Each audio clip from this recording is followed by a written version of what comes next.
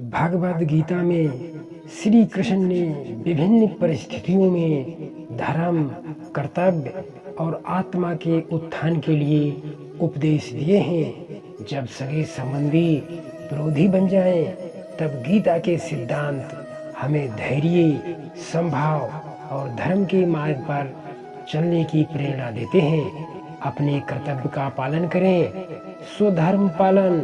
गीता के अनुसार हमें अपने कर्तव्य का पालन करना चाहिए, चाहे कोई भी परिस्थिति हो। अर्जुन भी कुरुक्षेत्र में अपने ही संबंधियों के विरुद्ध युद्ध करने को लेकर विचलित थे। तब श्री कृष्ण ने उन्हें समझाया कि अपने धर्म और कर्तव्य से पीछे हटना उचित नहीं है। यदि सगे संबंधी अनुचित कार्य कर रहे हैं, तो सत्य और धर्म के पक्ष में खड़ा रहना ही सही है। राग द्वेष से मुक्त होकर निष्काम कर्म करें।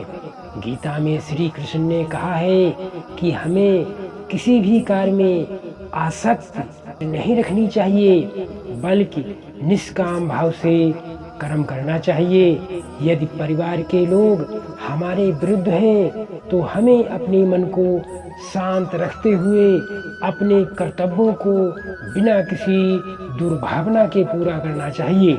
समता और धैर्य बनाए रखें।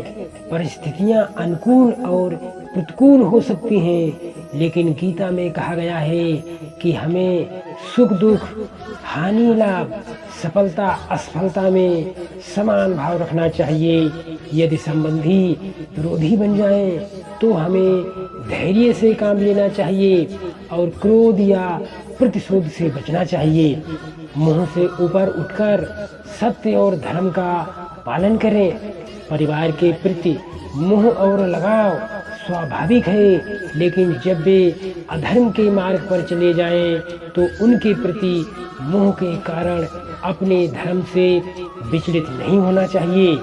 अर्जुन के मन में भी अपने संबंधियों के प्रति मोह था, लेकिन श्री कृष्ण ने उन्हें सिखाया कि आत्मा अमर है और ये संसार नश्वर है, इसलिए हमें धर्म और सत्य के मार्ग पर रहना चाहिए।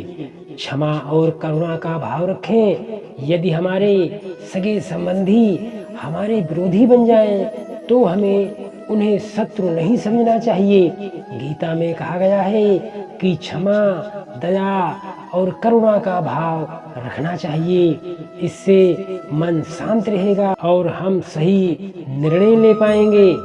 ईश्वर में श्रद्धा रखें और समर्पण करें। गीता में अंततः श्री कृष्ण ने कहा कि सभी चिंताओं को त्याग कर पूर्ण रूप से भगवान में समर्पित हो जाओ, वे तुम्हारा कल्याण करेंगे। जब अपने ही लोग विरोधी बन जाएं, तब हमें अपने मन को श्री कृष्ण के चरणों में अर्पित कर देना चाहिए और हर परिस्थिति में ईश्वर की इच्छा को स्वीकार करना चाहिए। जब सगे संबंधी विरोधी बन जाएं, तब हमें गीता के उपदेशों का पालन करते हुए अपने कर्तव्य पर ध्यान देना चाहिए। निष्काम कर्म करना चाहिए। समता और धैर्य रखना चाहिए। सत्य और धर्म के मार्ग पर अडिग रहना चाहिए।